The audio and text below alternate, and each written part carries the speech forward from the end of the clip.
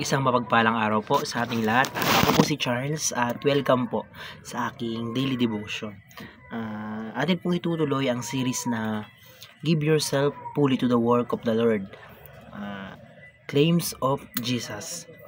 Ating tatalakayin ang talatang chapter 1 verse 20.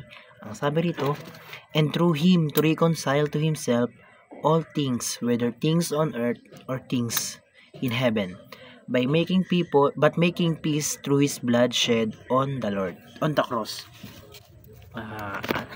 Sa unang teaching, ang sabi dito, Jesus restores Genesis 1. So, sabi dito sa talata na and through Him to reconcile to Himself all, ibig sabihin lahat. Pag sinabing reconcile is parang baguhin or i-restore or ibalik muli. So, kumbaga, sabi dito, Jesus restored Genesis chapter 1. So, mula nung Genesis chapter 1, doon pa lang, nung sa Genesis chapter 1 is puro kabutihan lang yung nangyayari, diba? Sa Genesis chapter 1 tayo simula nung nilikha si Adan at Eva, and yung mula doon, puro kabutihan. Bago pa yung mahulog sila sa kasalanan ay puro kabutihan lang yung nasa Genesis chapter 1. And si Lord Jesus ay pumarito para ibalik yung mundo natin doon sa Genesis chapter 1 na kung saan ay wala pang kasalanan ng tao. Kumbaga parang mabuti pa yung mundo, napakabuti pa natin lahat, ganon. And ayun, kumbaga naparito siya para ibalik yung panahon na yun. Sa ikalawang teaching, ang sabi, Jesus claims all things. So, lahat ng bagay sa mundo, lahat ng kung ano man ang nasa mundo ay kay Kristo. Ultimo yung asawa mo, kay Kristo yan. Ultimo yung anak mo, kay Kristo yan. Ultimo yung pera mo, kay Kristo yan. Lahat ng mga gamit mo, kay Kristo yan. So, kumbaga, wala tayong kung ano man na pagmamay-ari sa lupang ito dahil lahat ng yun ay kay Kristo. So, kumbaga, lahat yun kay Kristo, kaya dapat i-utilize natin or gamitin natin sa kabutihan. So, kung may pera, for example, kunyari may pera ka, ganun, gamitin mo yun na kung saan ay kalulugdan ka ng Diyos, ganun. So, kumbaga, kung may karunungan ka, hindi sa'yo yun, sa Diyos yun. So, gamitin natin yun sa pamamaraan na matutuwa ang Diyos. Gamitin natin yun sa pagsamba para sa Lord. Kasi nga lahat ng nandito sa mundo, lahat ng maiisip mong bagay, lahat ng maiisip mong kung ano man, sa Lord yun. Kay Jesus yun.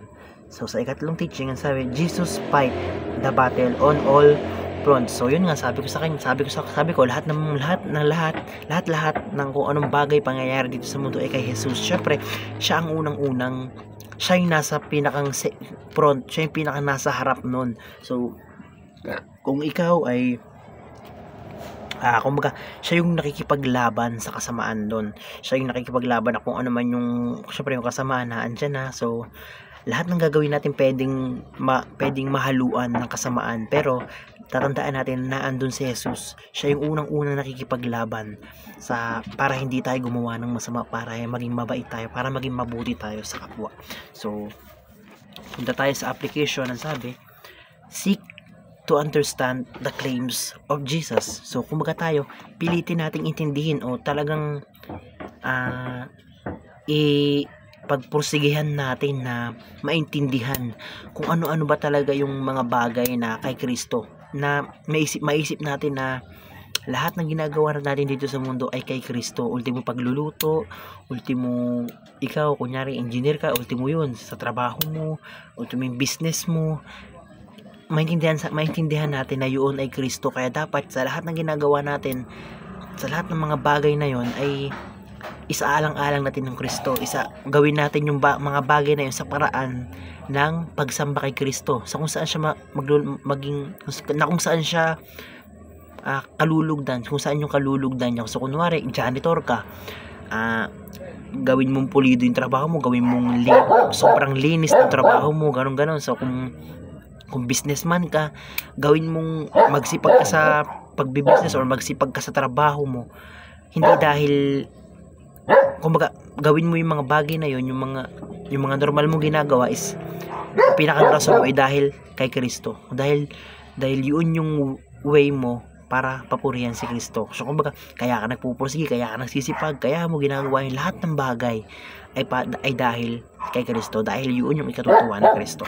So sa ikalawang application, sabi, share the gospel of reconciliation. So yun daw, i-share daw, ibahagi natin sa ibang tao, sa kapwa natin na kung paano ni-restore or kung paano ibinalik ni Jesus yung kabutihan dito sa mundo simula nung namatay siya sa krus.